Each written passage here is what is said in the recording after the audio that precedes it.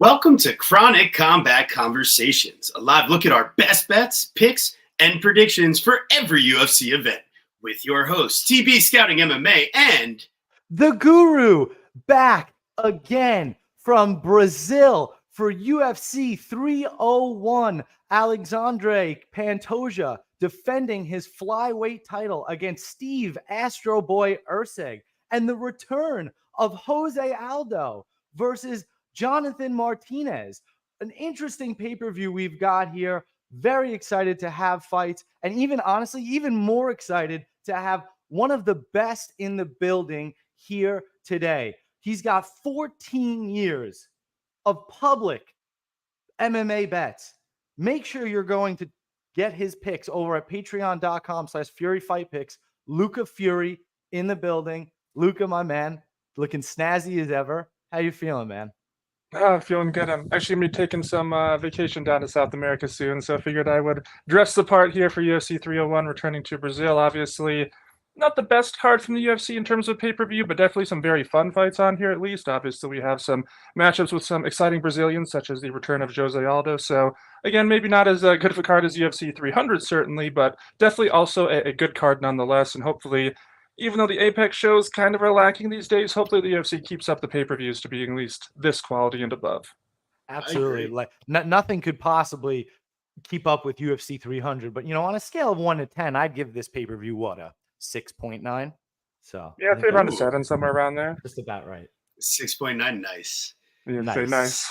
All right, well, as we're about to get started here, guys, the most important thing you can do, go ahead, please. If you haven't done so already before we started the show, throw a like, subscribe to our channel if you're here and you're not already a subscriber. We love to have a good time. We bring on professionals, the best guests, the best bets, always free picks.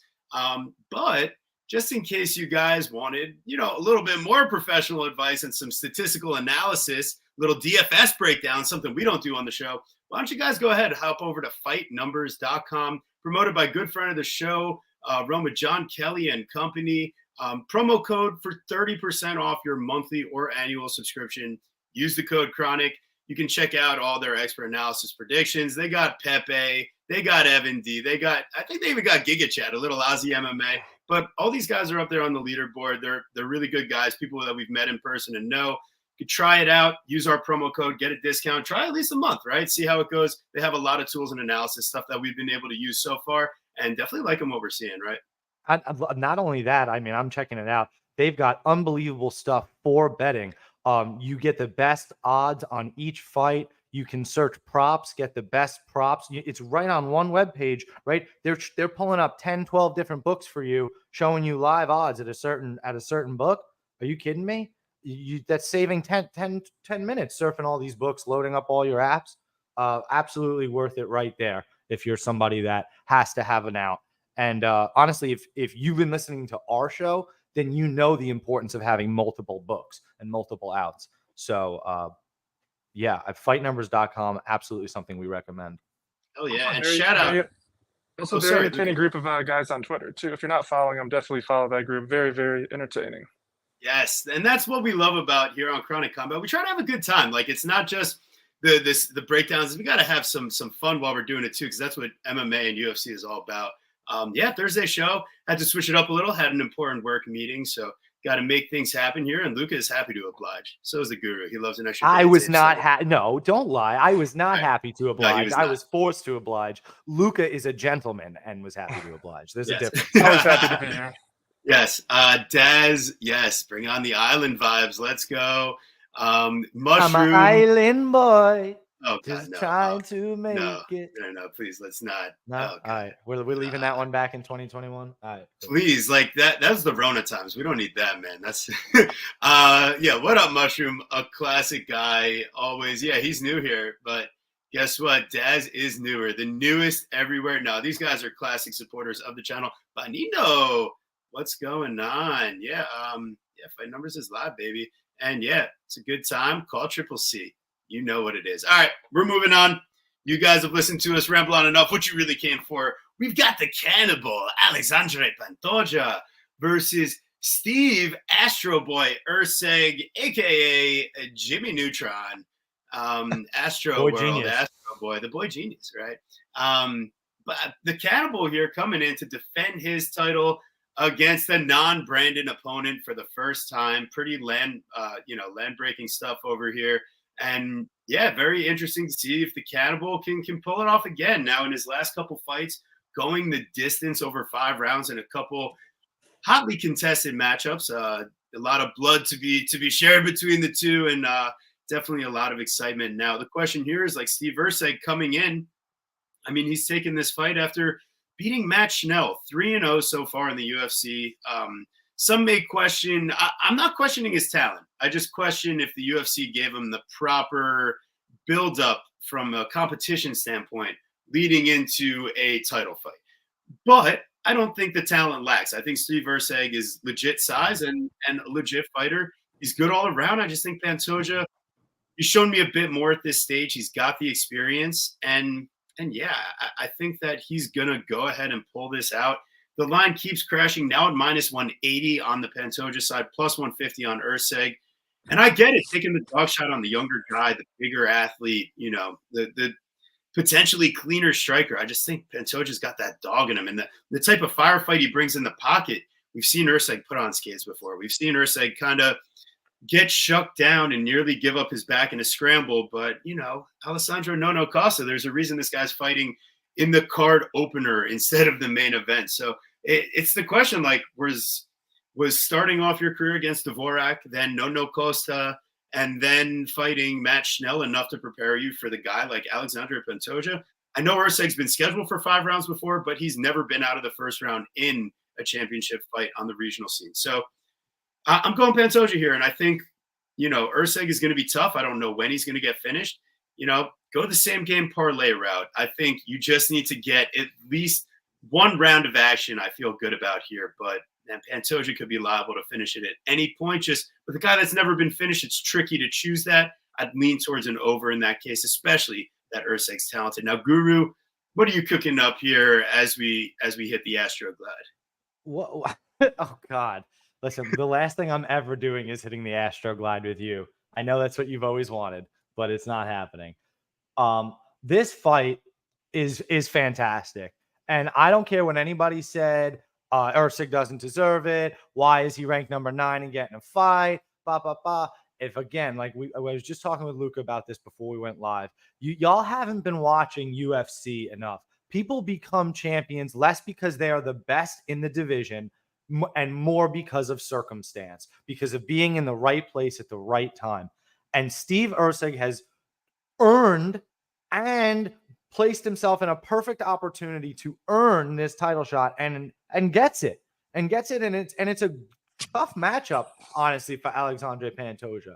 If you look at Pantoja's 3 losses, they've come to who? Dustin Ortiz, Askar Askarov, and Figueiredo, all of whom use their offensive grappling to eventually stifle the continuous onslaught that is Alexandre Pantoja. Erceg can do exactly that. There's just a ton of question marks of is he durable enough to do it? Can he land some damage enough to do it? Right? There's a, and TB's making that point too, right? Is this the level of competition? It's not necessarily there. I totally get like people saying, oh, beating Matt Schnell doesn't earn you a title shot in 2024. Like, yes, but to me, you also missed the plot, as I just mentioned before. Steve Erceg is not short on skill. He's fantastic. He's somebody that has been on our watch for a long time now, since Shannon Ross, Dana White Contender Series for me, when I was introduced to him. Really, really tough fight. I don't expect Steve Erceg to be getting finished quickly by any means, right? So I expect the fight to play out. I honestly would be surprised if we don't see championship rounds, and the books are too. So we're right on par with that. I'm going to go with Alexandre Pantoja round 4-5 decision. I think that eventually the pace gets to him. Erceg maybe bites off a little bit more than he can chew here while still being a fantastic fighter. I think his stock still goes up after a fight like this. You look at Brandon Royval after the Pantoja fight, same idea, right? His stock didn't go down, it goes up despite the loss. I think that's a very similar spot here. Erceg's an absolute dog. One of the fights that, if you want to look back at his tape, that really stood out to me was the Cody Hayden fight. He takes that fight on short notice up a weight class, but he loses round 2. So you finally get to see him, what he's like when he's losing. And you could certainly see Pantoja being able to capitalize from those types of things. But really, really tough fight. Really exciting. I got my prop. I got TV's breakdown. What we really need is Luca's breakdown. So, Luca, what do you think? Interesting fight here. Obviously, Steve, not a particularly known commodity. Obviously, he's not a total unknown, but certainly not a big name here. Certainly, you've seen some people out there going, why is he getting the title shot? And for anything, really the real reason here is that they need parity in this division. Are we going to have, the Brandon Moreno, Pantoja round robin just keep going on? There's been a few fighters we've seen kind of at the top over and over again. It's time to get some new matchups here. So obviously getting a fresh one here is definitely preferred. In terms of the style matchup, also it's a bit of a different look for Pantoja. Yes, he's faced strikers before, but Steve is a bit of, I guess, a pure striker, if you want to call it that. It's not that he can't grapple, but in terms of what his style is, he definitely is going to go out there, try to strike, and basically do nothing else here against Pantoja. So it does create kind of a striker versus grappler dynamic here, something that usually in title fights, of course, we have a guy who's better at the striking and a guy who's better at the grappling, but usually we have very well-rounded fighters where they just have sort of a lean to their game. In this case, definitely Pantoja is significantly better on the ground, and at least compared to his striking, and Steve is definitely much better on the feet compared to his own grappling. Now, once they actually step into the cage, the most likely determining factor here will probably be the takedown defense and takedown offense from each fighter. In the case of Pantoja, he's not a great wrestler, but he's a great back taker. Once he's on the mat, he's obviously very good with control. Not the best with the actual submission, though. Certainly capable of it, but he tends to be a guy who'll get you down and he holds you down for the 4 minutes until the round expires, that type of situation. So I don't expect an early finish here from Pantoja, but I do expect at some point, if he wins, it probably will be by finish over the course of the 5 rounds. I actually think no matter who wins, we probably see a finish, although we do see the fight go a bit late. The thing is, both of them have shown some cardio issues in the past, more so from Steve. Pantoja, he's definitely worked on that a lot, and he's improved it. I'm still not total believer in terms of his cardio. He has still shown some... I'll kind of like slow down one round and have a second win the next and kind of slow down again the next. He kind of goes this back and forth situation round to round. So I'm still not a total believer in his cardio actually being solid for all 5 rounds.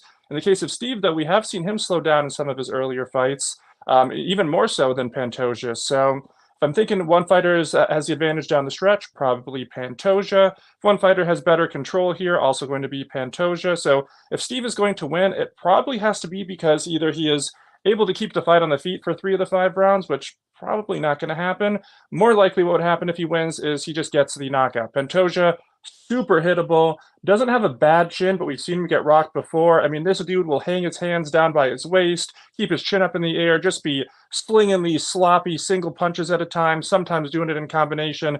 In either case, just begging for the counter. And again, he's faced strikers in the past, but he hasn't really faced powerful strikers. And not that Steve is like a mega, nuke hitter or something like that, but, Matt Schnell, obviously not a good chin. It's not surprising he got knocked out in a loss. So I don't think that fight shows that Steve has this massive power, but he does at least have some of the greater knockout threat than some of Pantoja's recent opponents. So I think it's a deserved matchup here. I don't think that this is, some crazy booking by the UFC. I think that Steve eventually probably would have been at or near this level in terms of earning a title shot. I do definitely think they rushed it a bit, but you're seeing the odds be relatively close for a reason. It's not a matchup where Steve is out of the water here. He has the striking advantage. If he can keep it on the feet, he can win, and he can win by knockout.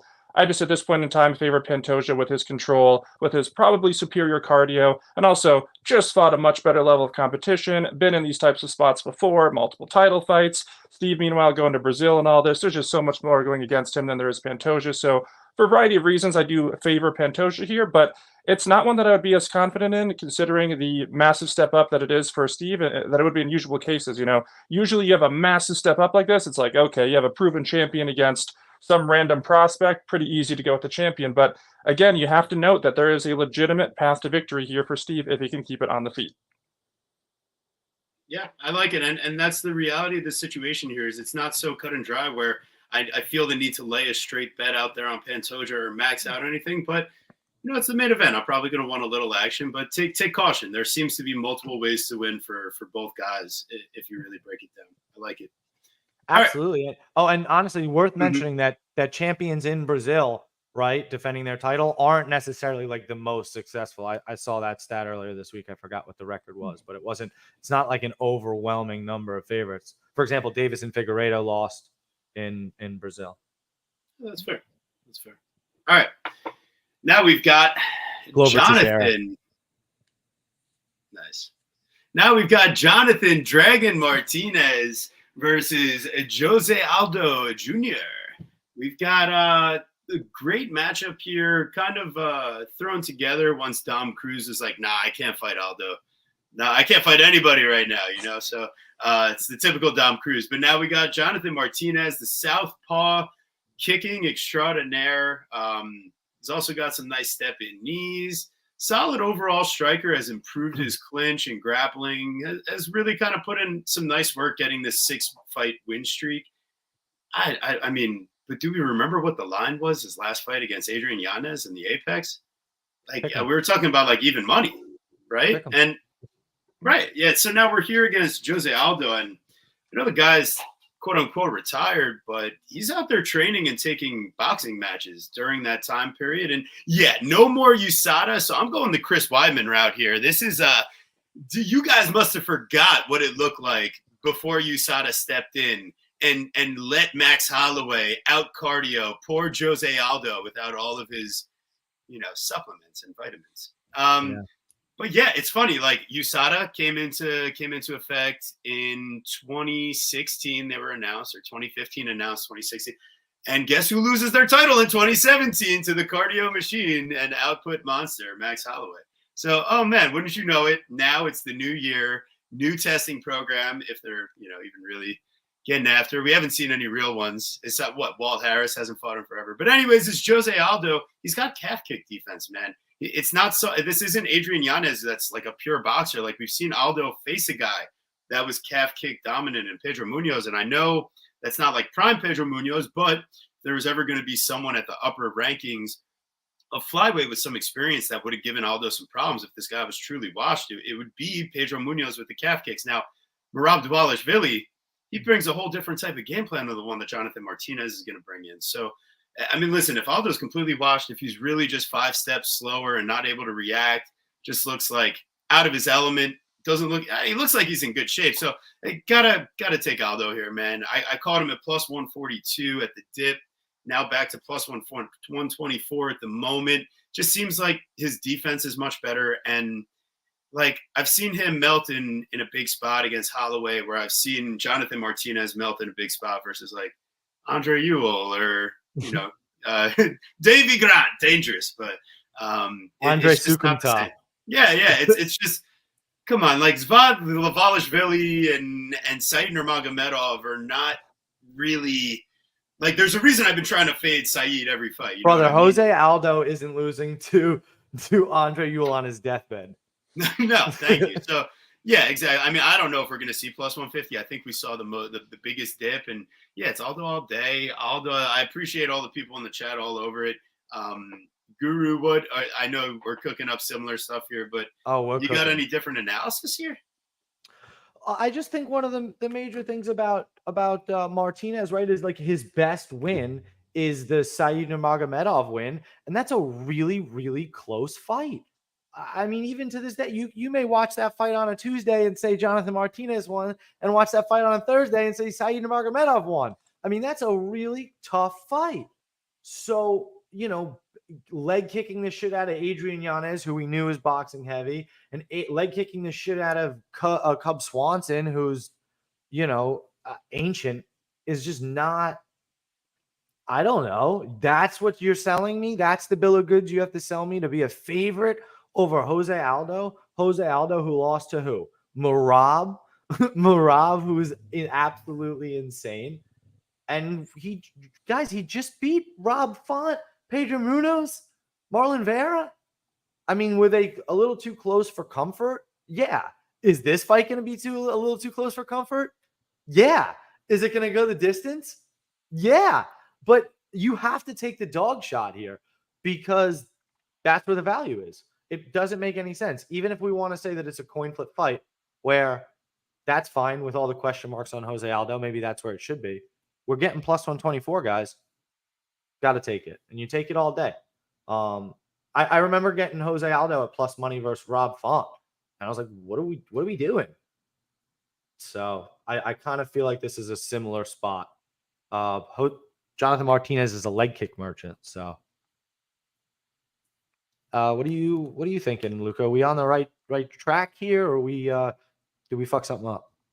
I also like Aldo in this matchup, although definitely an asterisk there. Depends on which version we get of him. Yes, he did retire, and obviously he did go in box in the meantime, but he didn't exactly look great in the boxing. Now, I'm happy that he, took still combat sports seriously and stayed busy. It's not like he was, out on the couch getting fat or something like that. And then, as you guys mentioned, the coincidental timing with USADA going away, and then now he just decides to come back.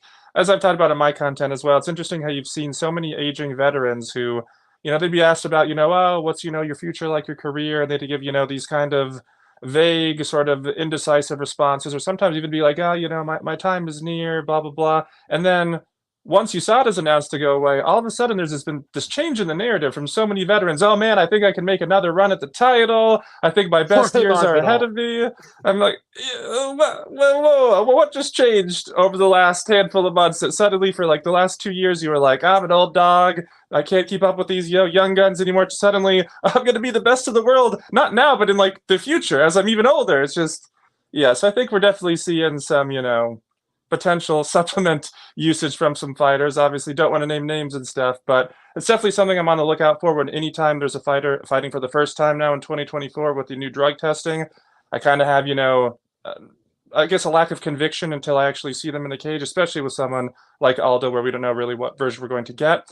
That being said, let's pretend that there is no, increased supplementation on his part. And let's say it was the same guy who fought Merab in his retirement fight. Well, two things there. One, that's Merab, who's probably going to be the title holder in the near future. And two, that fight was at altitude on a card where everybody was gassing in some of the worst fashions we've ever seen in the sport's history. We've seen cards at altitude. That was atrocious what was going on there. And Jose Aldo went against one of the biggest cardio machines, pace machines, takedown machines in the UFC right now. And did he win the fight? No. But he didn't look bad doing it. He was competitive. He rocked him at one point. He defended the takedowns. He actually looked overall one of the best we've seen in terms of a loss against Merab. Not many fighters have looked better in terms of losing to him. So again, not saying it was a win or anything like that, but that was a very, I guess, good showing overall still against a guy who might be the champion in the near future here. And again, at altitude. So it's not like he's looked like, a complete reanimated corpse out there. He's definitely not been quite, the prime version of himself. But I haven't seen any reason to think that he's a totally shot, washed fighter. In fact, I would say the boxing performances are more concerning than anything I saw in MMA. But you have to make note with the boxing. One, it's a different sport. And two, how motivated was he really for those? They weren't big shows or anything like that. It wasn't like, going back to the UFC where he's the king of Rio, and now they're going back, not building a card around him, but he's in the co-main event. So I definitely think you're going to get the best version of Aldo we've seen in the last few years, whatever the reason may be. And a good version of Jose Aldo should be able to beat Jonathan Martinez. If you're looking at Martinez's best skill, I know everyone will point out the leg kicks. Remember when the calf kick became a thing a few years ago and everyone was like, oh my God, this is unstoppable. No one can defend. What are you going to do? It's like the read option in the NFL when it was like 2012. Everyone was doing the read option, Kaepernick and Russell Wilson. And it was, oh my God, the most unstoppable thing. It's changed the landscapes of NFL. Offensive coordinators are... Yeah, and then all of a sudden, like a year later, the read option was like completely non-existent in the sport. Well, Jose Aldo went out against multiple fighters. I think Pedro Munoz is one of them. They tried to calf kick him, and he was like, hey, look, you can actually check them. There's actually a defense if you people would actually learn striking. It's not that complicated. And suddenly, what do you know? The calf kicks, yes, they are. Yes, there you go, Pedro Munoz versus Aldo. And so, once again, the calf kicks, are they still a tool out there? Yes, but it's not like it was a few years ago where it's just this unstoppable force that no one could defend against. So if we're talking about a guy to check leg kicks, Jose Aldo's proven to be one of the better guys at it. So not to say that just completely negates the skill set from Martinez, but again, it's like that's his best way to win. not exactly going against a great style matchup to display that.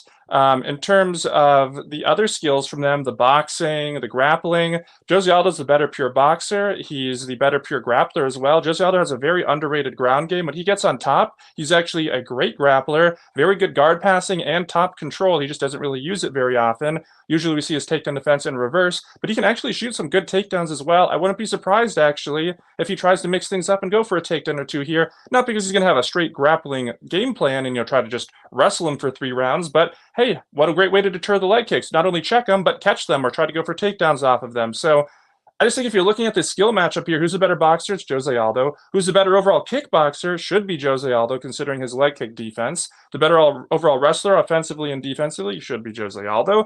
The overall grappler, better one should be Jose Aldo. In terms of cardio, probably a wash there in a 3-round fight. Martinez doesn't have, a style that's really the type to wear down Aldo. He does fight at a higher pace, which is a concern, especially if Aldo is, a bit washed here. But if you're looking at skill set when they are at their best, Jose Aldo is the objectively better fighter.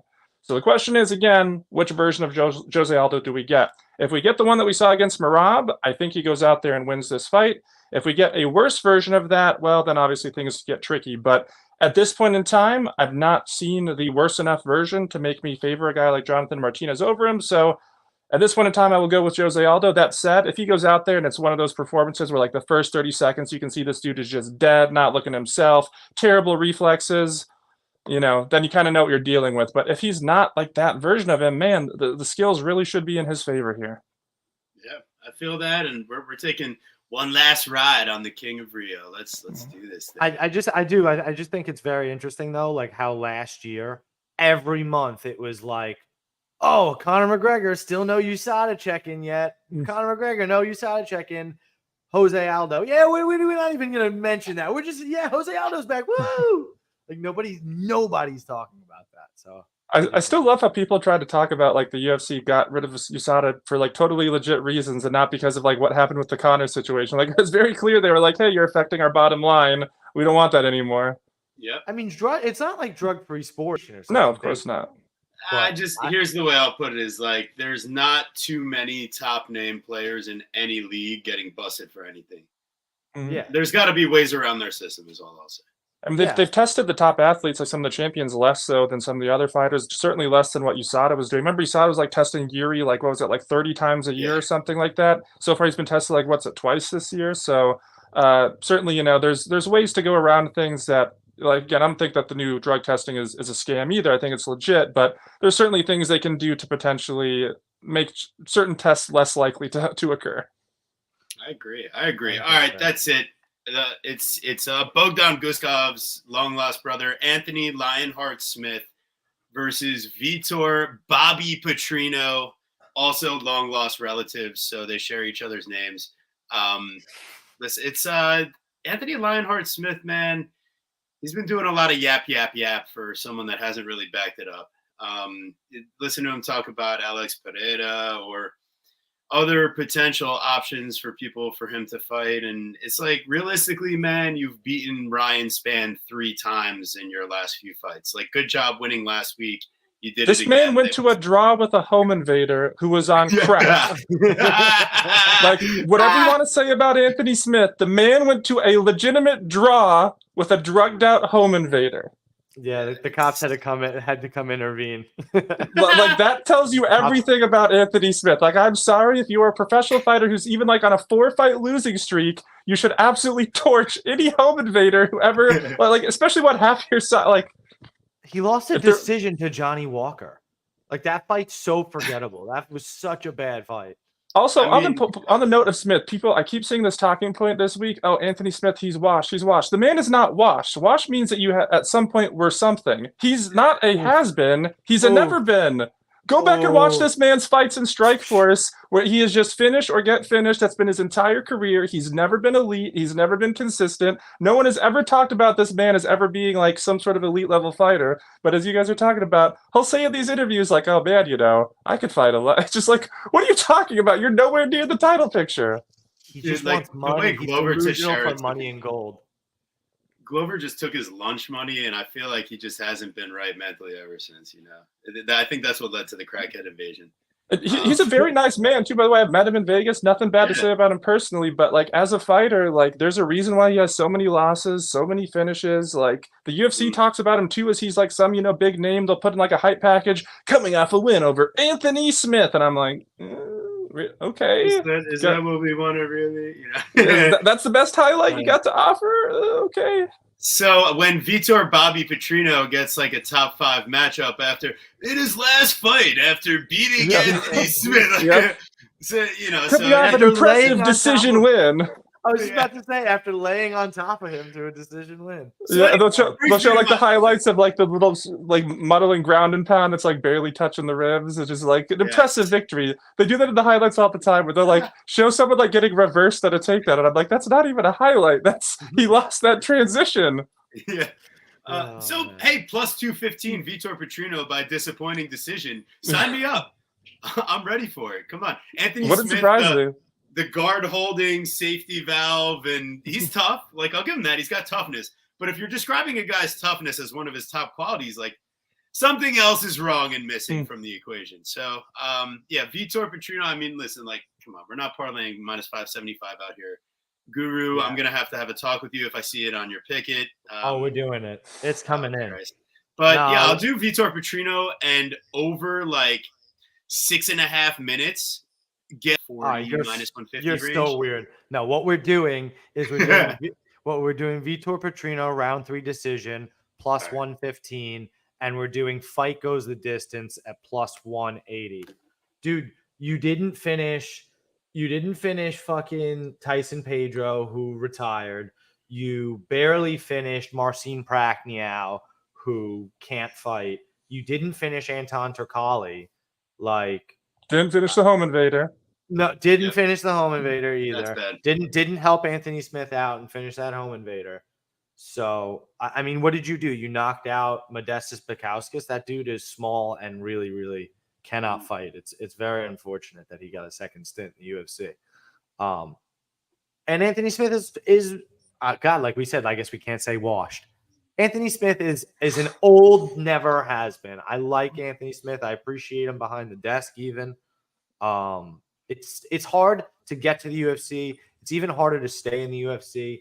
To be a 20-fight UFC veteran, I mean, fought for a title, could have beat Jon Jones, taking the DQ, goes the Lionheart way and loses an honorable unanimous decision. Can't bash Anthony Smith, but he's not flying to Brazil and beating Bobby Petrino and taking his O. So find your prop. That's it.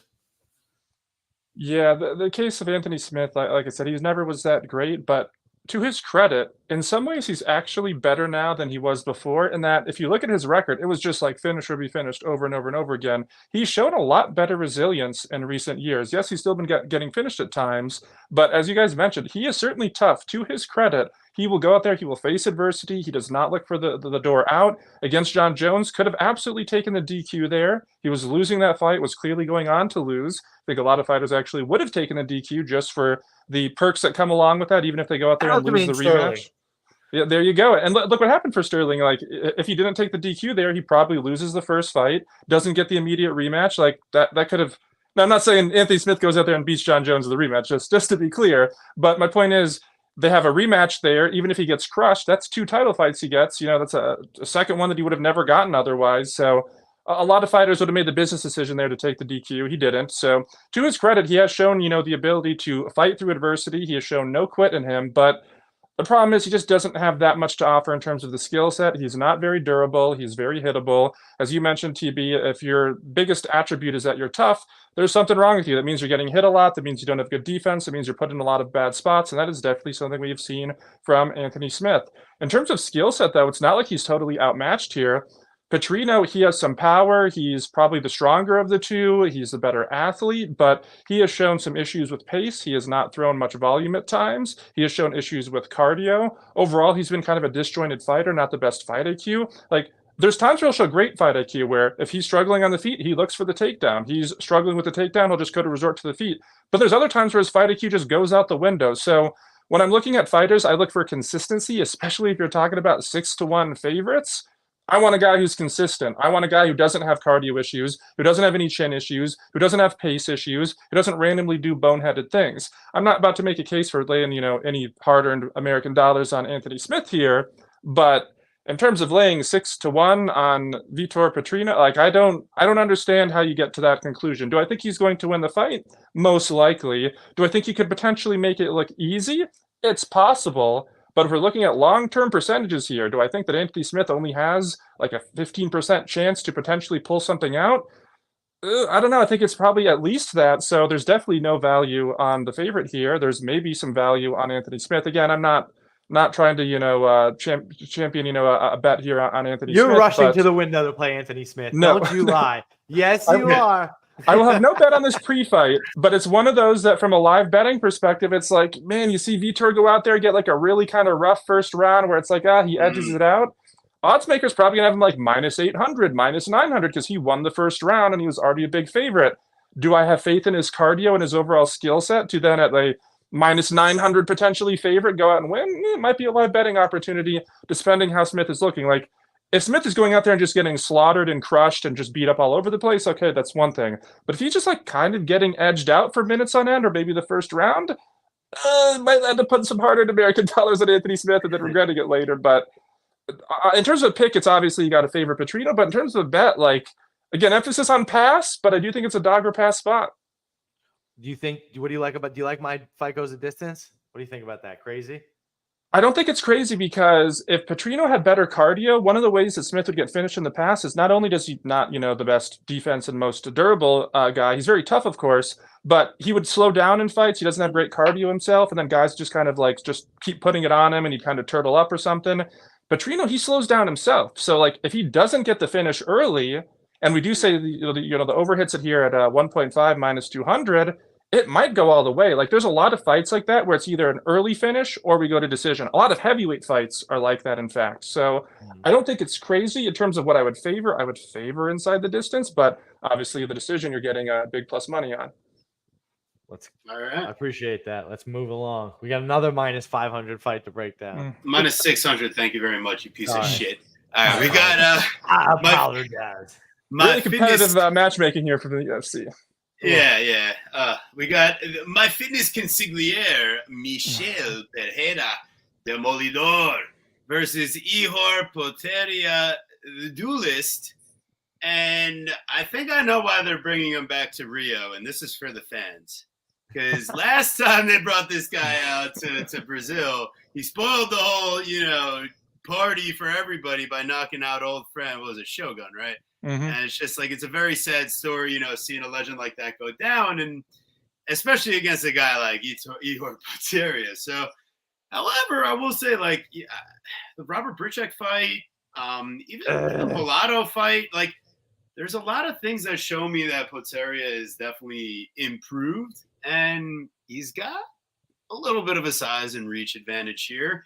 If this fight's purely taking place on the feet, it's probably decently close from distance, but ultimately I trust Pereira's decision-making and overall MMA game a bit more than Potieria. But once again, there's a reason why I'm not going to go out there and lay a -600. However, over 1.5 at +120. Sign me up. I mean, Michel Pereira is not really a big-time finisher historically, depending on the opponent. So if Potieria can come out kind of hot, and even if he's not putting away Michel, he's at least making him respect him. Like, Michel Pereira will take his time, and like, I mean, this is a guy that went the distance with Andre Fialho. So I think Michel has done a better job of pacing his gas tank. It's just he faced a guy in Mikhail Oleksiejczuk that has negative grappling and gets submitted by everybody. And then he faced a guy in Andre Petrosky that has a negative chin and gets, finished by anybody that has any real power. So, I mean, Ihor, he could be a complete fraud, or he could give us 7.5 minutes to glory at +120. So I'll take Michel, and you could probably do a Michel in over like 4.5 minutes type of same game parlay and get slightly better, less time to clench your butthole. But I'll take the over 1.5. Why not? Let's have some fun.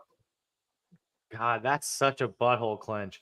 But when you say it like that, and then I think about the fact that Michel Pereira, despite his last 2 victories being under 1.5 minutes, is such a little decisionator that he's sitting at plus 460 by decision is just like, what in the world?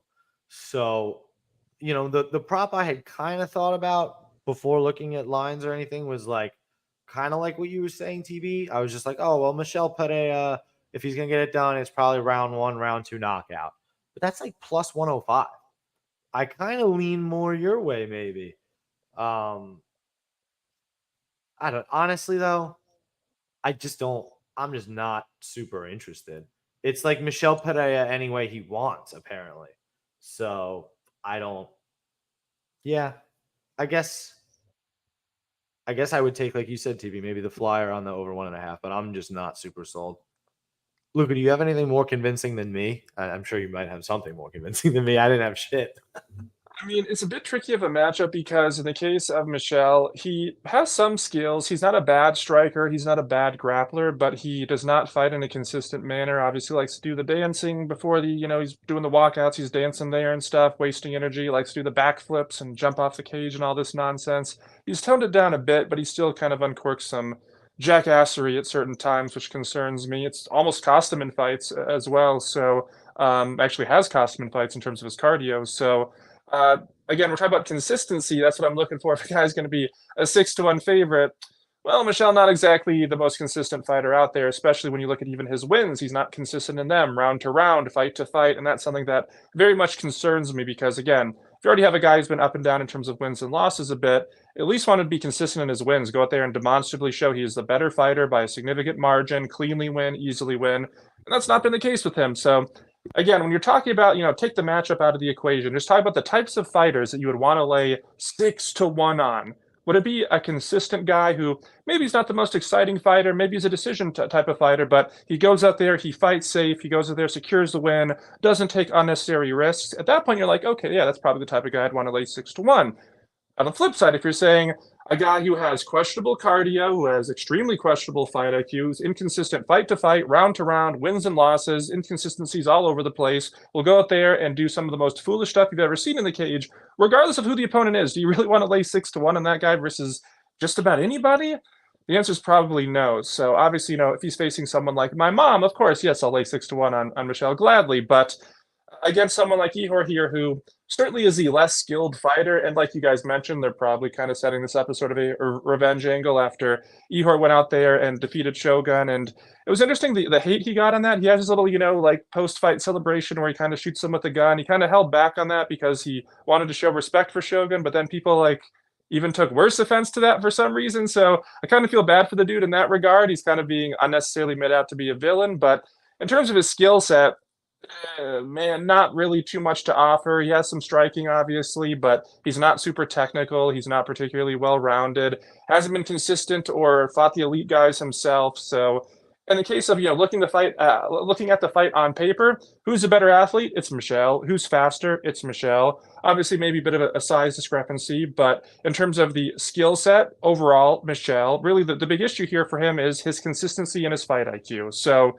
if the line was much lower, that'd be one thing. My case here is not that Michel shouldn't win the fight. He absolutely should be favored, but man, 6-1 on a guy like him, again, versus almost anybody, that's going to scare me away. So Michel is absolutely the pick. I think he can get the job done, possibly by finish, but I think that you guys may be on the right track with the decision as well, with some of his antics where again, it's not like he's going out there and doing something crazy in an attempt to finish the fight. He will literally turn his back to his opponent while they were laying on the ground and he's standing above them, turn his back to them, and then do a backflip where he's basically, if it's successful, landing into giving them his back for a full-on back take.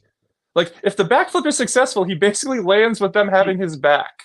This is the stuff he's doing. So if he's going out there and it's okay, he won the first round, he's winning the second round after 3 minutes, does some complete jackassery like that, ends up getting his back taken or ends up in some bad position, loses that round. Now you're talking about, it's 1-1 in rounds going into the third and final round, and you laid 6-1 on this man. Do you even have faith in him to go out there and be consistent for the next 5 minutes? So again, should he win this fight on paper? Absolutely. But do you trust him at 6-1? Personally, my answer is no. Yeah, I agree with that. There's no parlay of mine that'll have Michel Pereira in it. So we're moving on. We've got another minus 600 favorite for your liking, Paul the Bear Jew Craig. Guru? God damn it, he's muted. That's an amateur mistake. That was a good one too. God damn it. Can you hit it again? My boy Paul Craig. All right, nice. Thank you. I needed that the first time though. You're killing me, Smalls. But yeah, all right. So we got the Bear Jew here. We got Guru's favorite impersonation versus Caio the Natural Bohalio. I gotta tell you, Big natural just like or what? Just like the Clean Monster, I'm a little bit skeptical of this, the Natural nickname. Just saying, things are sketchy out here. I think he means that he's a natural fighter. I know. Yeah, I know. Well, you also thought that the Clean Monster meant something else also. So I appreciate you for keeping it. I didn't think the Clean Monster meant anything. I thought it was a shitty nickname. I thought you made it up. I mean, I knew it was his, but I thought like you had spoken to him years ago and given him that nickname. That's the only way that it would make sense. It is pretty horrible. But yeah. Anyways, here, the Natural, I mean, this is a guy that, I mean, he was not really the Natural. He was under the tutelage of Damian Maia for 6 years. It's one of his training partners, learning from his coach, all the way up to his black belt now.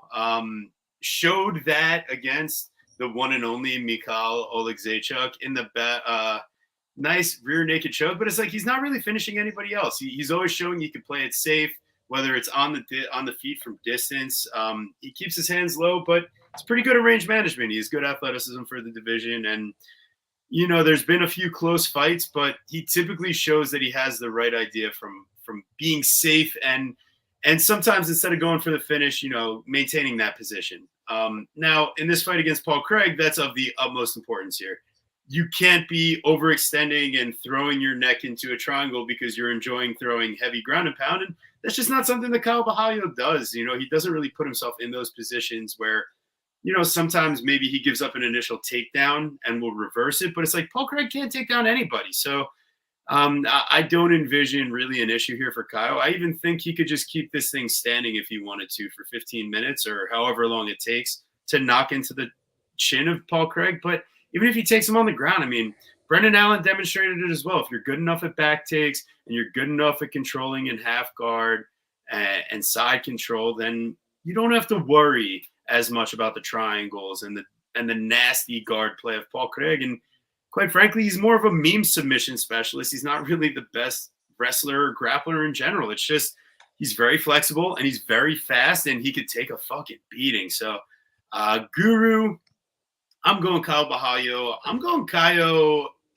believe it or not, I might even have to say by knockout because I think this fight plays out on the feet. And any fight that's happened with Paul Craig is not really ended up great. But ultimately, it's probably just a non-play. What do you got here, man? What is Caio by finish? I don't know. Minus 135. That's not even that terrible on a minus 650. Paul Craig has been finished in 6 of 7 losses. So even the Brendan Allen fight, a scheduled main event, he gets finished early round 3. So Caio Bohalio, who hits like a pillow, will still probably find a way to finish Paul Craig in this matchup. But you know I'm digging into grandma's couch cushions to place a Paul Craig by submission bet plus 1,000. Are you kidding me? It's his win condition. Plus 1,000? You're telling me Caio Bohalio, the dude that tattoos his neck with big bold letter words, you're telling me he's not stupid enough to get submitted at plus 1,000? Come on, you know I have to do something stupid there. I'm picking Caio Bohalio. I actually may even play like a unit type on Caio by finish. But what's the fight not to even go the distance in general? I mean, under 1.5 is plus 160. So yeah, I don't like that. I don't like minus 205. Yeah, I wonder if there's a correlation between neck tattoos and poor fight IQ. I mean, you have Caio, you have Cody Garbrandt back in the day. I mean, not even back in the day, still to this day. Yeah, someone should do like the stats on that and try to figure out like the win-loss record of fighters with neck tattoos. Austin Vanderfort. Oh yeah, there you go. Oh boy. Probably, but like, I mean, specifically like big and bold right here. Like, people can have it on the side. Like, that's not even that bad. I mean, When you have it right here, like, I mean, no who's matter that? where you're putting it. Who's that MVP? Oh, John Wall. John Wall has a very vivid face tattoo, like right here, and it's like, dog, what's good? Jamal Hill has the thumbs up. That's not on his Those neck, are but just close terrible enough. tattoos. Yeah, that's really bad. Yeah, but don't worry, he didn't get slapped by Alex, but hey, he was awake the whole time. Yeah, yeah. Yikes. Anyway, that's what I'm doing. I'm taking a small shot there. Kyle by finish. Kyle's the pick. Anything different there, Luca? Yeah, I like Kyle here. I mean, in terms of fight IQ, it's interesting actually. I mean, he sort of has good fight IQ at times. It's interesting when he talks about his fight IQ. It's something that he seems to take a very concerted effort towards. Like, he talks about, being a nerd and all that, and trying to, be able to exploit opponents and not just go out there and win, but fight to his best of his ability and fight to his opponent's weakest points. So I definitely like that mindset from a fighter. Corey Sandhagen is another guy who talks like that, and there's a difference between fighters just kind of going out there in camps and trying to become generally better and training somewhat for their opponents versus other fighters who are very diligently analyzing their own games, trying to figure out what they need to work on, also figuring out what their opponents can be exploited at. I mean, I've worked professionally with fighters before. They've hired me to help break down opponents. It is shocking the difference, even at the championship level. I've worked with the UFC champions. Some of them want nothing to do with being knowledgeable about their opponent. There was a champion in one case I worked with. His coaches never talked to the fighter directly, never sent anything over to the fighter directly. The fighter never viewed any of my stuff directly. Only the coaches viewed it, and then they basically just incorporated it into the training because that specific fighter wants nothing to do with knowing their opponent's skill set or anything. I don't know the exact reason in that case. I've heard in other cases that if they watch tape on an opponent or get knowledgeable about them, they start respecting them too much, and it gets in their head. I've heard that from fighters. But in general, I think it's an incredibly bad misstep to not be an expert on whoever your next opponent is. And in the case of Kaya, one thing I do like about him is he is diligently looking at his opponents, trying to figure out what, again, they can be exploited at, and also where he can fight to the best of his ability. So I do think he's going to be very knowledgeable about what Paul is bringing to the table here. And if you look at in the past, fighters who have been caught by Paul in the upset, it's been fighters who have not been very knowledgeable about what he does. For example, look at this man's guard pull game and guard game in general. It almost always comes from the exact same thing. He gets the clinch, he gets one overhook behind their elbow. He does almost like the John Jones versus Glover Teixeira standing shoulder lock, and then he pulls them down, pulls guard by grabbing their arm and then pulling them with his weight. Once they're in guard, he then threatens with the Frank Mir versus Pete Williams shoulder crank from way back in the day, something you never see in the UFC because you can't really submit anyone who has a decent ground game with it.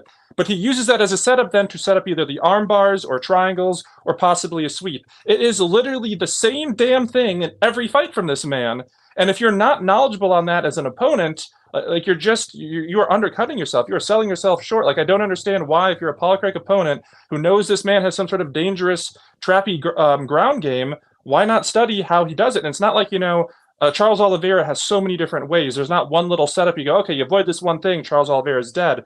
You kind of avoid that one thing with Paul Craig. He doesn't really have much else to offer. Again, his arm bars, his triangles, and his sweeps all come from that position. Avoid that position, and he's pretty much dead in the water. Look at Brendan Allen last fight. He did that to a T, avoided it completely. Also, when he got on top, he made sure not to post his arms on the mat and leave himself open for the triangles or arm bars because, again, he was knowledgeable about what he was facing and was prepared for it, specific exploits. If Kaio, he talks about, is going to look for exploits with Paul Craig, he should be able to identify that and avoid that without too much trouble, and that's why you're seeing him as being a 6.5 to 1 favorite here. That said, he is a guy who's shown some issues himself in the past. He has shown a bit of cardio at times, a bit of fight IQ, a bit of just some inconsistencies. Do I think he should be the underdog here? Absolutely not. I think he should be certainly a decent-sized favorite, more so than maybe some of the other big favorites we talked about, but it's still not a situation where I'm remotely tempted to lay 6.5 to 1 on him at all. So not going to be betting him, but in terms of a pick, I do have to favor him, and I think he will specifically look to neutralize exactly what Paul Craig is good at. Yeah, Yeah, I think it's the Brendan Allen approach. We're going to see a nice dominant. So what you're victory. saying is you love my Paul Craig by submission bet, and that he's absolutely going to submit him by flying arm triangle. If he wins, I mean, that kind of has to be the way it happens. He's not going to decision him, I wouldn't think. He's going to knock him out. I guess it's possible. I mean, he's improved at striking to his credit, Craig, but I mean, he's still, oh my goodness, not a good striker to say the least. But I mean, it's MMA, I guess. Oh, God. I love you, Paul. Good luck. All right. Make sure you guys are doing the right thing. Please throw a like on the video if you haven't already. If you're one of those amazing viewers out there on X, go ahead and join the party over on YouTube. Throw a subscription. It costs you nothing. Come have a good time with us weekly. You'll get my amazingly horrible nicknames. You'll get the guru's distasteful response to them. You haven't done one. You haven't even done one yet. Yeah, I have. You just missed it. No, it was Bobby Petrino. We like Bobby. Oh, okay. Well, you didn't like it at first. It's grown on you. It's all right. It's just because you know what it is. It's because I don't have to say Bobby's really easy to say. I just say Bobby instead of There's going to be multiple. There's more coming up. We just haven't had a lot of guys have had nicknames. You know. You got some genuine ones here. Oh wait, well I did some other ones. I just didn't write them down because they had nicknames. You know. So. I'll just break down the fight. All right, we got Jack Tank Shore versus Joe Anderson Tubarão Brito. It's that means shark. Wait, give you a prop for that last one. Kaio by knockout. All right, so Jack Tank Shore plus 140, Joe Anderson Brito minus 166. We got the Tank versus the Shark, and I think the Shark's swimming in the waters here. The Tank is out of his element going into the deep waters of Rio, Brazil. This guy, the things about Jack Shore is that he's a pretty good control grappler. He uses like decent chain takedowns and can basically, just like manipulate his way through top control. But he doesn't necessarily do anything overwhelming to like inflict damage or cause like fight-ending sequences against the higher level competition. And when he faces a guy like Ricky Simone that packs a punch and can stuff his takedowns, then you see things not go so well. So I think Brito, the Pierce fight, listen, I watched it back, and like Brito goes out there and lands a huge slam takedown on Pierce at one point, and even gets a little bit of his own control. Like I think he's just going to be the bigger, stronger guy than Jack Shore overall. Like it's his natural weight class. Shore, I don't think he necessarily was even in the best shape versus Makwan Amirkhani. So coming into this matchup here, it's been a bit since we've seen Jack Shore. Maybe he's made some adjustments in his game to look better out there. But Joe Anderson Brito, I mean, I know what this guy looks like. Man, I mean, that is peak male form, right? Like I know we joke about other stuff, but like Brito, dude, like when you watch the way that he knocks out Chepe Mariscal, I mean, it takes a lot to put that guy out. Don't do that to my boy Chepe. Don't do that to my boy Chepe. Shout out to Chepe. But I mean, my God, so I feel like Jack Shore here. I like that he doesn't have to cut the extra weight down to 135, but that means he has to face the bigger punching up at 145. So Brito, I don't think his cardio is as bad as like the narrative is made out to be per se.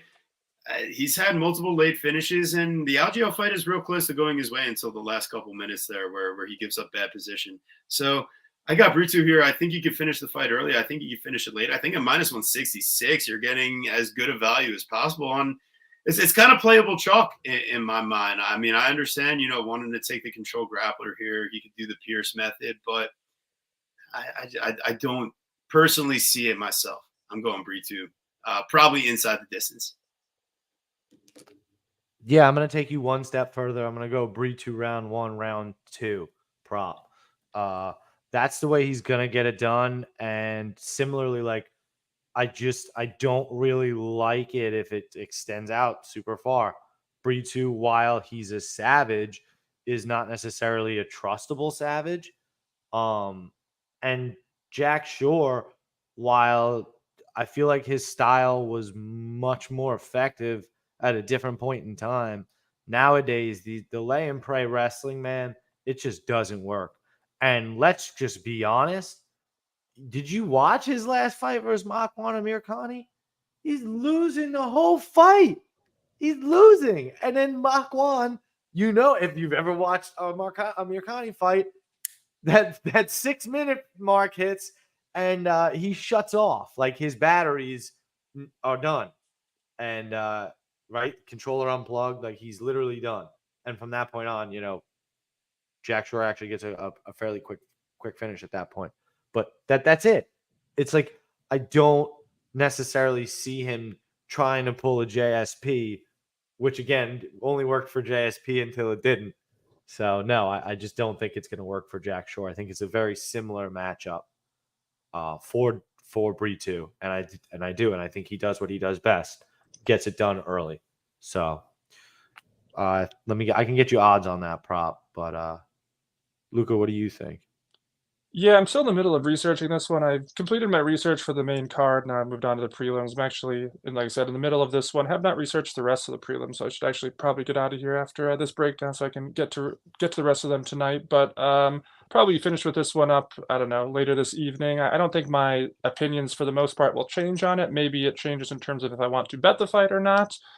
Usually the way my research goes is kind of the early portion of it is just refamiliarizing myself with the fighter skills and stuff. Obviously, I already know both of these fighters well, but just going over the tape again, getting familiar with them again, looking for specific things that stand out. Then once I'm done with the research, I get into the actual analytical perspective in terms of if I think it's worthy of a bet or not.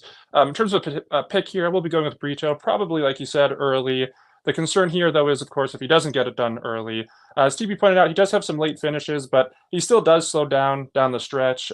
It's nice to see that he can still, have some fight in him at that point. He doesn't just completely wilt, but cardio has been something he's shown to have an issue with in the past. So that's a concern going against a guy who is going to basically just try to grapple him, lay and pray, chain wrestle, that sort of a thing. It's not like, you have the concern about Jack going out there and being, like a one-round wonder himself, and then Brito's home free here. There is a legitimate path to for Jack Shore to win, even if he's struggling in the skill department. So that's a concern. Cardio is kind of that X factor where it doesn't matter who the more skilled fighter is if it goes late and they gas out. So in terms of my early prediction, I guess, and early analysis midway through my research of the fight, I do think Brito should be the more likely winner here. I do think he should probably get it done in the first half by stoppage. But in terms of a betting perspective, I would need to complete my research to decide one way or the other on that. Of course. No, absolutely. Got to make sure you're fully divested in the fights, and before you can really get going. So we appreciate you always hanging out. Is there anything, obviously, before you've looked into them, is there anything pre-tape, pre-research that jumps out to you in terms of the prelims? Like fights that maybe even interest you? Not from a straight up betting perspective. I think actually there's a handful of fights with potential here. Obviously the main card, I mean, you have a bunch of like 6-1 favorites and stuff. So it's either over-unders or props there if you're looking to really play those. I mean, again, maybe there's a couple of fights you could argue for taking the dog shot on, but nothing I'm particularly thrilled about there. So if I'm going to be actually laying any kind of decent amount of pre-fight bets here, it's probably going to be on the prelims more than the main card, which usually the reverse is true. Usually I tend to bet more on the main cards because the prelims are a lot of garbage matchups. But in this case, you have kind of the reverse. You have less competitive matchups on the main card, more competitive ones on the prelims. Understandable. Yeah. Well, thank you so much for joining us, Luca. Fans, stick around as we break down the rest of the card here. But on your way out, sir, any last words before you hit the road? As always, if people want to check me out on social media, at Luca Fury on X, my Patreon is patreon.com/FuriesFightPicks. Have bets up now for UFC 301, have a bunch of other content, podcasts, videos, fight breakdowns, all sorts of different stuff like that. Post-fight shows, you name it, it's usually over there. So check me out on Patreon or on social media. All right. Appreciate you, Luca. Have a great night, man. Make sure you guys check out that content. Thanks so much again for having me. Have a great rest of your show. Take care, Luca. Thank you. Thank you. Bye-bye. Excellent. Right. Excellent. Got that line. I can't even believe the line. Brito, round 1, round 2 is plus 170. Wow. That's it's pretty good for the win equity, right? Gotta love it. It is interesting. I mean, he's got 1, 2, 3, 4, 5, 6. Yeah, I mean, he's got over 10 round 1, round 2 finishes. Yeah, that's a great bet, man. That's a great line for short favorite. I feel like there's value on that, and then on the prop too. Talk about a not so short line. Here we go, man. This is what you've been waiting for. 9 of them. I'm bad at counting. All right, you ready? Yes. You were just complaining how there were no good TV nicknames. What if I give you 2 in one fight? What about that, Guru? We've got Polish Power, Karolina Kowalkiewicz versus Yasmin and Aladdin Lucinda. Let's go. That one I like. That's funny. Pretty sick, right? That's a good one. It's kind of mean, but that's what I'm like, she's Yasmin. She's got her Aladdin out there somewhere. Maybe she is Aladdin. Maybe that is the. What? All right. Well, did you not pet it Aladdin because she kind of looks like Aladdin? No. I just did it because her name is Yasmin, which is like Jasmine. No, you didn't. It's because she looks like. No, it's Yasmin is. Well, yeah. It's because she is Aladdin. It's like Joe Benavidez and Josiane Nunes. Yeah, it's because she looks like Aladdin. Jesus. Well, I mean, for the first time in the goddamn series, the Knicks are out to a 7-0 lead in Philly. Let's go. So we got Lucas out of the building, and the Knicks game is on. This is going to be full degeneration the rest of the way, people. Absolutely. Yeah, I am very inclusive. I think about everybody useless present. Thank you for joining the show and being very inclusive yourself, sir. All right, we're moving on. Oh, no, we're not moving on. We just started this one. But we probably should move on fast because minus 395, Yasmin Lucindo. She's so much younger. And the real question here is, like, how much damage is Karolina going to eat? Because this fight probably, on, like, a volume perspective, is going to look pretty close if this goes the distance. But Yasmin's probably the more athletic fighter. She's probably got the better grappling. And, they're about the same size. And Lucindo's got the reach advantage. Like, Karolina comes in great physical form since going to ATT and getting on the, all the supplements and the high level training that they have going on at that gym. And she's looked a rejuvenated fighter. It's just, you look at the competition and it makes sense. Like, someone as experienced as Karolina fighting these lower level competition fighters like Silvana Gomez Juarez, where they had to add up the scorecards 30 times to make sure that Karolina actually won. But man, I mean, Lucindo, she's kind of that new age. And the fight that she has with Erceg shows her talent to kind of hang in there, good chin, durability. She's just a step too slow against like the bigger, better athlete. And I don't know if Karolina's really that fighter at this stage, but minus 395 for Aladdin, man. I'm not trying to find out here. In fact, I feel like the over is an auto play. It like fight goes the distance.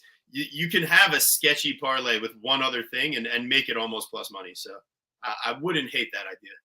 Well, that's like the weird part of this fight, though, right? Because it's like Yasmin Lucindo is like a bit grappling dependent, right? And she's kind of like a low volume striker. But when you look at her career, she's only got 4 decision wins. So generally speaking, 8 KOs, 3 subs, she's getting finishes. She's not. I don't see her finishing Kowalkiewicz. So I can't take Aladdin minus 400. It's almost to the point where I want to see face-offs and stuff. Like, I might pick Kowalkiewicz. Like, the line doesn't make sense. It's not like Kowalkiewicz is retired. She's in a room of killers at ATT, the room of all the chicks. I mean, go check out the Instagram. I mean, it's a room of 10, 12 professional fighters. Half in the UFC and some in Bellator, PFL, Combate. Like, I mean, the serious competitors that she's working with. So, yeah, there's nothing about Yasmin Lucindo that interests me here at all. She's a heavy favorite against Brogan fucking Walker, who's absolutely horrible, and she doesn't get the finish. Not good. No. Yeah, and then what? The next fight that she wins is against Poliana pulling guard Viana. And yeah, she does. She gets the job done, but how many opportunities do you get for a submission against Viana? And that fight is like, there's a lot of stupid moments in that fight too. So I feel like, and also like, look at the physique on Aladdin over there. Little love handle action. Like, what's going on over here, Aladdin? Get your game together, kid. All right. But I mean, realistically, I feel like I'm probably still on the Lucindo side for the pick. Yeah, I don't know. I understand. I understand. Listen, I mean, from a what is it? It's just that she's older and less athletic. Like that's it. well, I mean, she Like has a they're better. the same size. It's just a 16-year age difference. But like she's the really young, like 22. Like Aladdin is a kid. Yeah. Like we always do it with the grown man to little boy, but this could be grown woman to little girl. Like we never really talked about that or seen that kind of narrative before. It's interesting. Well, physicality means a lot. Let's see. I mean, this one, listen, if we're going to take a plus 310, let me see what those face-offs look like. Because if we do have a physicality advantage, I mean, maybe it's not too far-fetched, right? Presses forward, likes botching range, always going forward. I don't know. Could be interesting. Yeah, I'm definitely not parlaying Aladdin at minus 395. So are you going to cook up you definitely shouldn't be parlaying this parlay. You have to. No. I'm legitimately not going to do it. I'm just going to take props on each fight. Oh, I love it. So we've got Elvis Presley Brenner. He's a changed man, everybody. He's a changed man. Yeah, I'm reformed. Like you're born again. You're not reformed. You're born again. Yeah, I'm born again. Oh, that's so funny. Elvis Presley Brenner. You stand for the flag and kneel for the cross. Don't you lie. Jesus Christ. Elvis Presley Brenner versus Miktibek Orolbay Ulu. Presley is a TB nickname, not Ulu. I don't like that. Part of his last name.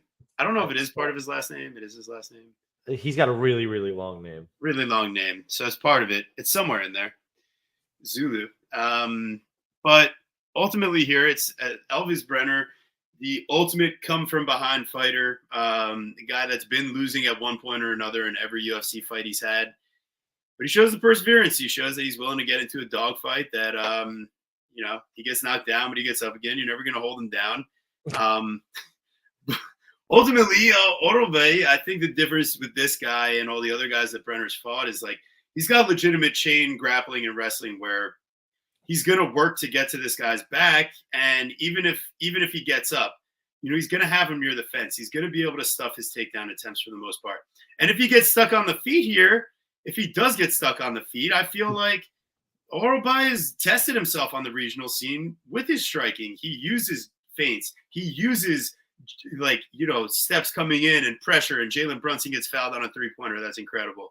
And Orolbay coming in, stepping in, and just he forces guys to the fence. He uses the fence to his advantage. And even if you get up and you're the bigger guy, he's going to wrap around the leg. He's going to take you down. It's a great chain wrestling approach that, it's now he's doing it down a weight class of 155 from where he made his debut. He's flying into Brazil. So at minus 250, I get it. There could be some value on the Brenner side. Like he's a dog, but he's also faced guys that, like Guram's like a fun striker and crazy grappler. It's just he's not a guy that's going to take you down and hold you down. He's going to get into a war and too close of a fight. Like that's what Guram does also. He fights too close. Then you look like Zubair Tukhugov. Like that guy sucks. I'm sorry, okay? Like was Kenan Krzyzewski, was that his last win? That's his third win in the UFC, right? Yeah, it was that guy came off the couch and looked like he had fucking TB scouting MMA's physique. Let's be honest, okay? I've got some jelly rolls, and so did Kenan Krzyzewski in that fight. So I don't know about that. Yeah, he was definitely in better shape than me, but a lot better shape. Jesus Christ. Well, whatever. But I mean, yeah, he's a pro fighter. The big problem with Orolbay and TV, maybe you can address some of this as well, is just that kind of the lack of competition. Like it's very, very suspect competition. But who did Brenner face before coming into the UFC? Gabriel Santos and others. Well, I get it though. I mean, listen, you could pick apart the guy's regional performance, competition, but when you look at the skills he presents on tape, the biggest thing that gives me pause is that this guy could definitely be clocked. Like his chin can get touched. He gets caught with an uppercut coming in on Uroš Medic going for that first level change, and that's what kind of leads to like this flurry of like, oh shit, is he about to get finished? And then he's just like taking the back and gets like 7 takedowns to continue the rest of the way. So that's where I feel like him cutting down, making that extra weight cut. He didn't look in the best shape against Uroš Medic. Like he looked like he had a little extra on those love handles too. You know, it's like just what comes from being a short notice opponent, not cutting down to your natural weight class. Are you like the love handle expert? Like, yeah, dude. Have you seen mine? I should know, right? Like you're changing your name to Love Handle Scouting MMA. Yeah, or TB Scouting Love Handles. No, mine was funnier. Yeah, fair enough. All right, but ultimately, I think Miktabek Oroba is the play here. I don't necessarily think it's inside the distance. In fact, you know, Fight Goes is probably close to even money. You don't think it's inside the distance? No, Oroba has 11 career finishes and 12 career wins, and Brenner has 13 career finishes and 16 career wins. Yeah, but Oroba has never been finished, and has Brenner ever lost by finish? No, they've both never been finished. All right, so there's your answer. Well, so really, you watched Elvis Brenner fight Guram Kataladze, and you're coming away with if Elvis Brenner can't be finished. I disagree. Elvis Brenner can't get finished? Yes. If you watch the Guram fight and you're telling me that he can't get finished, you're fucking crazy. Guram's just an idiot. Well, I get it, and that's where like the chain wrestling and the back takes and the grappling potential of Orolbai. Orolbai is not a Viking. Orolbai is primitive. He's coming out to fucking club you. He's coming to kill the fucking lion and go back to the cave with meat. He's got to feed the village. You like, bro? He's gonna finish. I think he's gonna finish Elvis Brenner. Well, he better look out for the Mongolian murderer, Richie Long. But yeah, I think he can get it done here over. I think I think he could beat Mongolian murderer, no problem. One hand tied behind his back. Mongolian #murdered. All right. Sorry, we're about to get banned from YouTube. But anyways, we got another murderer, the Lord Assassin, Jean Silva, versus William Gomis, the Jaguar.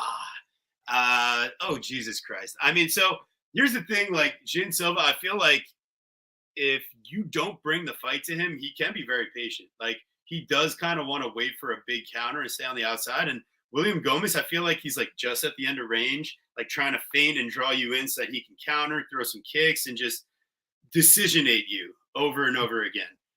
Very frustrating to fight. Very frustrating. Yeah, he's got such a big size and reach advantage here. 5 inches of reach, 6 inches. Yeah, 5 inches of height, 5 inches of reach. I feel like Gomis is just going to stand on the edge of the range. He needs to land the calf kicks, the body kicks with the open stance out of southpaw here. Silva tried to fade this guy on Contenders. Kind of dumb. He is a fun fighter. He is violence encapsulated, but it's very hard to cause violence against a guy like William that is proficient in the clinch. He's absolutely gigantic. And like, his defensive wrestling isn't great. I just don't think Silva's like an offensive wrestler. You know, like he's an opportunistic guy. I think if he hurts you, he can make some things happen, but I'm not predicting him to go out there and put on a chain wrestling performance. So I think Silva, like initially, he's going to stand back looking to land gigantic counters with a lot of power. And as he gets frustrated, you know, that he's not able to really find the distance on Gomis, maybe he starts coming forward and getting picked apart or put into the clinch and turned around and just kind of held there in a boring fight. And, you know, Gomis, I just don't – it's scary to bet on a guy like that you don't necessarily particularly think gives out more damage. But there's certain advantages that he has and the IQ to generally fight safely that it makes me want to take him here. And getting him at the plus money at plus 110, we missed the initial line movement. But at the same time, like, I still like it better than taking, you know, a bit more of an unproven guy. Like what, his UFC debut victory against Weston Wilson doesn't do it for you. You know what I mean? Like, he was a minus 1,000 favorite in his debut. What does that tell you? Yeah, I know that they're fighting Gomis out of, instead of Paris this time, he's flying all the way out to Brazil. But I think, you know, this guy he needs to be tested in that way, get him out of his comfort zone, and maybe we do see a more exciting fight. But I generally just think he's going to boring decisionate this guy the rest of the way. If you like Jean Silva, you like Jean Silva by submission. Because if it goes into the grappling realm and Gomis makes a mistake, he's been submitted before. by Morgan Charrier of all people, the Yeah, I mean, Pirate. that guy's good. Yeah, but it was only his fourth career fight in 2016. So yeah, I mean that's fair, but I'm just saying it is possible. But I do like Gomi to be more frustrating here. Just kind of work from the outside and really bother Gene Silva. I just don't necessarily see him getting going the way that he wants to. But he's also fighting on the card with Kyle Bahayo, right over there, Fight Nerds. So interesting when guys camp together and come in. Yeah, I get it, and maybe he has a little support. Yeah, maybe he ends up being the rightful favorite, but I think it's worth a little dog shot here. I had to take a sprinkle here. I think Silva, like, size and athleticism and fight IQ. I agree. So yeah, I don't get the John Love at all. I mean, he's fun. I get like enjoying him as a fighter. I just don't get taking him at chalk against a guy that has proven to win decisions time and time again. Even if he's boring, he's keeping the other guy from doing anything exciting. So, all right, moving on.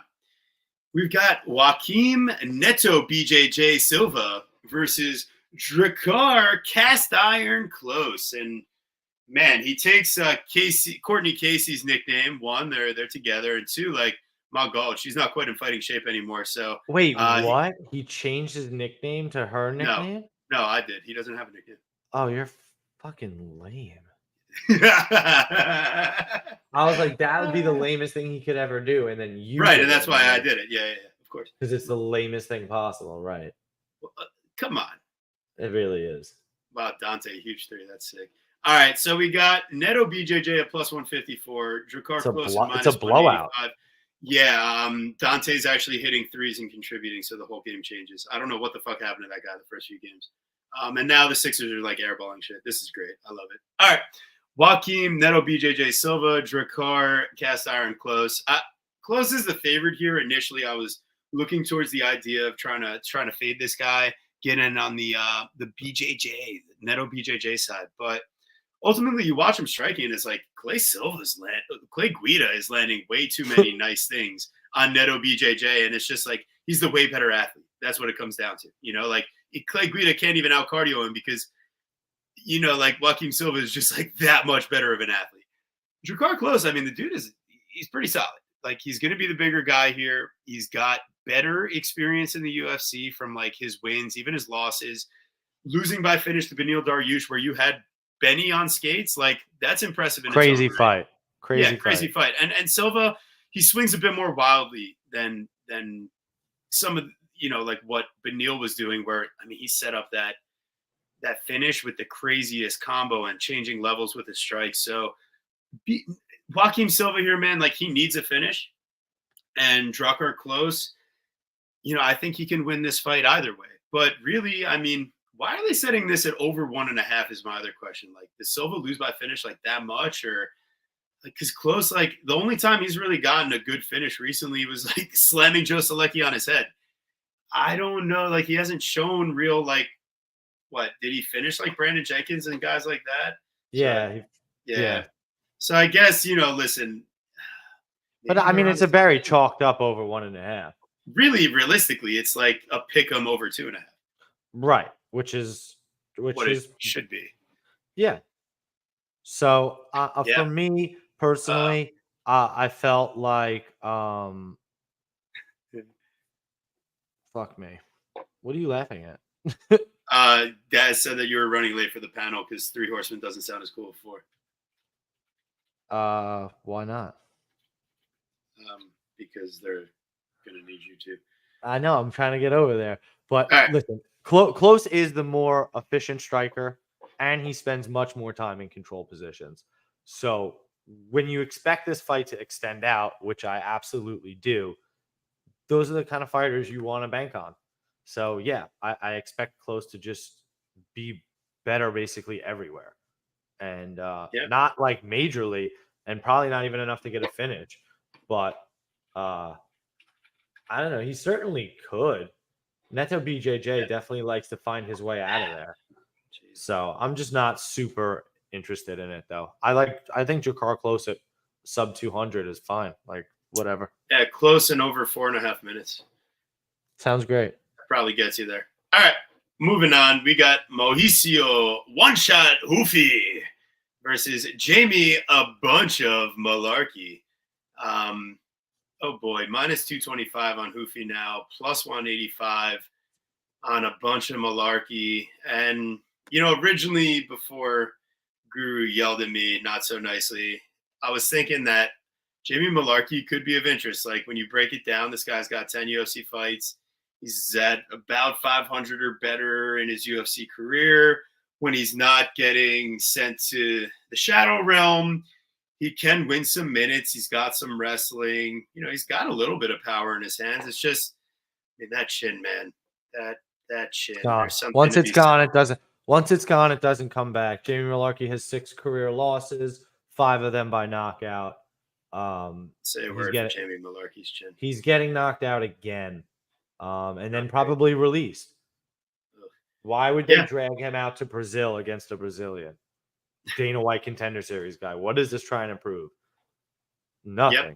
Yep, Roofy KO to the house, baby. Roofy KO 1, Roofy KO 1-2 grouping, whatever you want, play it. Roofy KO. Yeah, I missed Roofy at like minus 140. I'm upset that I didn't get in on the party because I was thinking about Malarkey before we really broke it down. Yeah, because you're a bunch of Malarkey. That's what you are. God damn it, you're right. I am. I know you are. Move along, Skeeter. Yeah, we're moving along. We got Dione the Witch Barbosa. Did her ex give her that nickname? Like, where did this come from? Versus Ernesta Heavy-Handed Karakati. I feel like you could almost go like Ernesta Karate Hottie Karakati. Like, that would be fun, right? No. Okay. All right. It wouldn't be fun. Sorry. Guru's not a fan of fun. But anyways. I'm not a fan of you. Shitty ass fucking nicknames. God damn it. All right. So Dione Barbosa, one thing that steps out is that she's got elite grappling. Karakati, she's got high level. But Karakati's got high output on the feet, and she's a pretty solid striker. It's just, she's doing this like on Contender Series against someone that's very willing to get in these exchanges. Whereas now you're coming into the UFC and you're going to fight the likes of Dione Barbosa that it's just going to be like your fight before Contender Series. Like she's going to come out within the first minute, be trying to get that clinch control and going to get a back take or going to get in top position, work her way to an arm bar, an arm try. Like Barbosa is going to have such a gigantic grappling advantage in this matchup. I just think it's like one takedown could be an insta sub. Karakate, just absolutely disappointing from a distance management and just like defensive perspective. If this fight takes place on the feet, you got to go ahead and probably take Karakata on the live line. If this fight's going to go 3 rounds and Barbosa's not getting a sub over the first one and a half rounds, then it's probably Karakata pulling away down the stretch and stuffing takedowns, if she survives that long. I'm just going more with the Barbosa by sub prop, and we're taking it early. Guru, what was it that you found? That was pretty high. I played Barbosa by round 1 submission at plus 700. She's got 3 career submissions, 3 decisions, and all 3 of her submissions all 3 of her finishes are in round 1. So she is, generally speaking, a round 1 finisher. You could be the level of competition. Could just be how good she is. I look forward to seeing it on Saturday. Realistically, though, you watched Ernesta's last fight before Dana White Contender Series, and she was in a mounted position, getting mounted position by her opponent in that round 1, like gives up the grappling. So it's like I would really expect Barbosa to be where we want her to be. Yeah, it's quite simple. So we're moving on. We got Maheta Ishmael Bonfim, the big hammer. His little brother is the little hammer, Gabriel. They're both pretty terrible. But now we got Vince from hell. Who I was talking with on X today. And listen, about all that. I stand by what I do, and don't tag fighters in things that I am not affiliated with. Like, you could say you're just talking about somebody, so that's why you're tagging them, but like, you're a liar. Like, it's about, you're doing it for clout, you're doing it for attention, and I just don't really mess with it. It's just not the way that we do business. Vince himself didn't even care about the clout part. He just cared about whether who decides who fraud checks somebody or not, like that they don't know what they're talking about. Which I just thought he's not necessarily focused on the right things during fight week.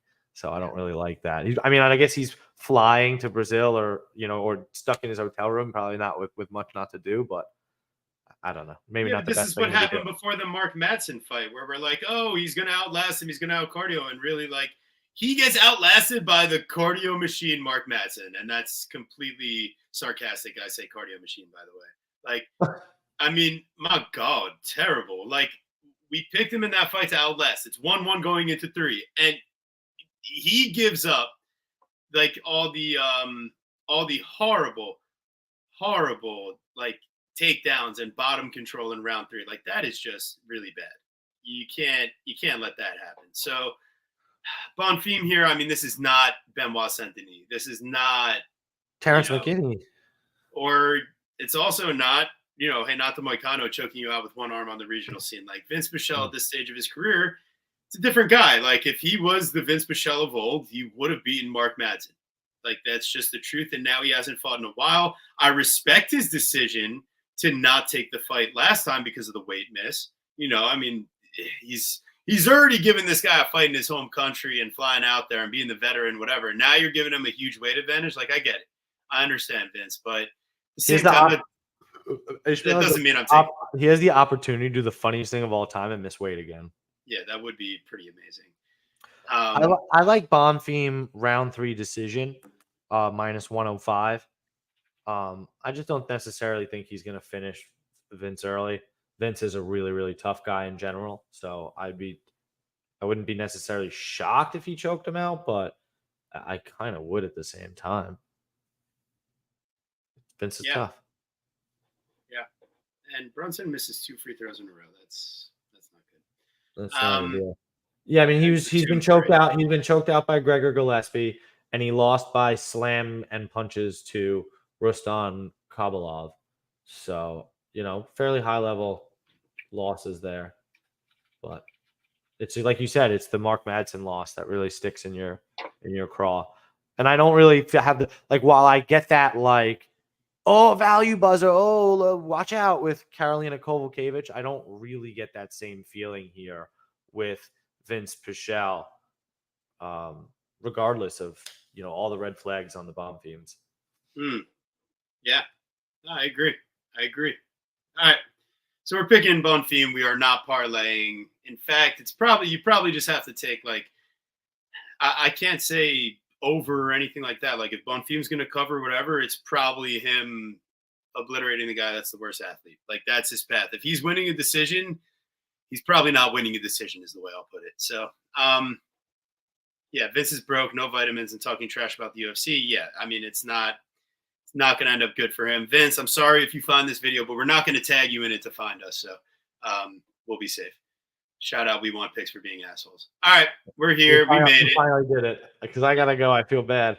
Yeah, all right. Alessandro Nono Costa, Kevin El Gallo Negro Borjas. And that translates to the black cock, like rooster, though. But, or does it really? But no, Costa.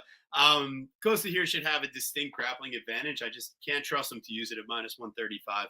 I don't know that I want to bet this fight because Borjas probably wins inside the distance. If anything, Costa has been finished before. And maybe, Costa could take the back and find the second submission of Borjas' young career. But Kevin Borjas was on death's doorstep from strikes before he got submitted and put to sleep. Like, I don't know. Like, Costa, I think he's solid, but I mean, I just don't trust him in that same way. I think he should be the more well-rounded fighter, and if he commits to a well-rounded game plan, I think he should win.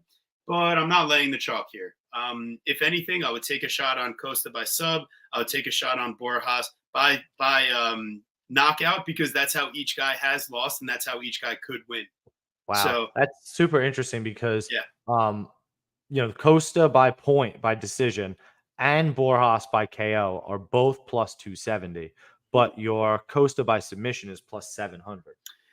I mean, there's an outside chance. I'm not saying it's possible, but this is a guy that did land one takedown on Erceg, and if he doesn't over scramble and then end up doing a dumb armbar attempt, like he almost has the back of Erceg in round 3 as well. And he's training with Diego Lopez. He's high level black belt. He's got good boxing training under the Grasso coach, her father at a Lobo gym. So this is a guy that's well trained, but maybe hasn't put it all together in the UFC versus a young guy that made a solid first impression winning the first round against a cardio machine. So Borjas, he's got the power. He's got the combos to multiple levels. So, I mean, I think he's talented. It's tempting to take the dog shot, but you can also see this guy being subbed because he's just not that good on the mat. Yeah, I agree. Doesn't necessarily have the best takedown defense, or necessarily the offense of wrestling to try to stymie Costa or keep him from wanting to be there. So yeah, I do lean Alessandro Costa. I really do. But Borjas is hell on wheels, and I don't expect Costa to get the finish. So it's like tough fight. Oh, yeah. Hey, listen, guys, if you've made it this far, please do the right thing. Go ahead. If you're interested in paying for content in this MMA space, let us direct you to some good gentlemen that do great work and give you content that not a lot of others have. Fight numbers, promo code 30% off annual or monthly. Chronic, type it in the little promo code box. You'll get a little something off. Make sure you support some good guys in the game. If you're looking to spend money, do it on the right people. So that's all I'll say. We'll never ask for anything on this show, but if you're going to sign up with someone else, you might as well help us out. So we're live every Wednesday, 8 p.m. We bring on the best guests. We bring you the best bets, always free picks. Make sure you follow us. And I appreciate all you guys out there, man. Wow, gorgeous all week. It's Borjas, buddy. I'm bringing those Spanish accents, so I would like to apologize. But that is a pretty fun nickname. I'm going to have to remember that. But the Black Cock does it by itself. So you do love Black Cock. Just absolutely infatuated. But Guru, now that you've outed me to the whole world and I have to hide my shame, what do you got to tell the people as you go run off to the panel? Nothing, guys. Thanks so much for tuning in. Really appreciate y'all hanging out. We're back next week, right? St. Louis, TB? That where St. Louis. Love it. I love it. I love that we're not headed to the Apex. So I can't wait to break down those fights. Make sure you're following my co-host that loves Black Roosters over on TV Scouting MMA. He didn't even say incredible co-host this time. No, you're not incredible. You're just a rooster lover. Oh my God. Go follow that rooster over there. And you can follow me, the Guru Scouting MMA, Twitter Verdict, Instagram Tapology, Bet MMA, and Pickett. Thank y'all so much. Be back next week. Gonna go jump over to the stream right now. Gotta feed my cats.